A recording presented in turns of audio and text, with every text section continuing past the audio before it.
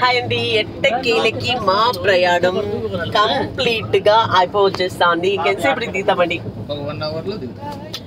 ఒక 1 అవర్ లో మేము దిగేస్తున్నాము. గోరఖ్పూర్. ఏం పూర్ బాబా? ఘోరమైన పూరా బాబా?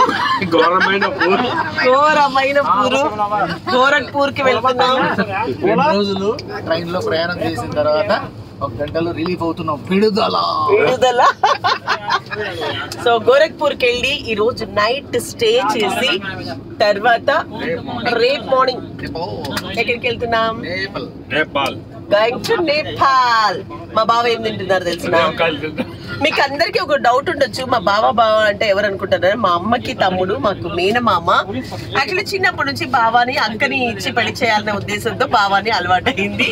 సో మా మేనమామ, చిన్న మేనమామ. మా అత్త చూడండి టవల్ కట్టుకుని చలికి గుడుగుడు గుడుగుడు అని. బావా చెప్పండి బాబా, నేపాల్ ముక్తినాథ్ పోతా ఉన్నాం. అందరూ మిమ్మల్ని దేవుడు ఆశీస్సులు కోరుకుంటున్నాం.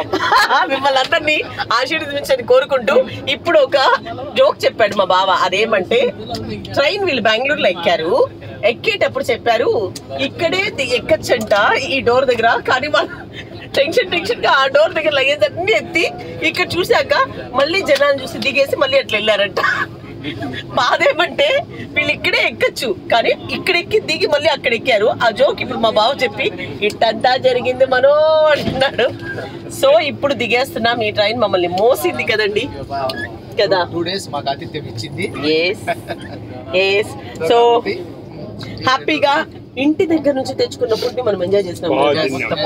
ఇక్కడ పిచ్చి పిచ్చి తిండ్లన్నీ తినకుండా హ్యాపీగా ఎంజాయ్ చేసాము. వాస్తవంగా చెప్పాలంటే ఇది ఏసీ ట్రైన్, కానీ బయట ఇంకా ఎక్కువ చలి ఉంది. బయటకు వెళ్తే ఇక్కడే బాగా వేడిగా ఉంది. బాగా హ్యాపీ జర్నీ చెప్పండి మీరందరూ. సో అందరం హ్యాపీగా ఎంజాయ్ చేయాలనుకుంటున్నాం. మళ్ళీ మనం ఇప్పుడు ఇక్కడ నుంచి దిగేసి రూమ్ కి వెళ్ళిన తర్వాత రూమ్ లో ఒకసారి మళ్ళీ కలుద్దాం. ట్రైన్ దిగినప్పుడు చూపిస్తా వీలైతే. Thank you.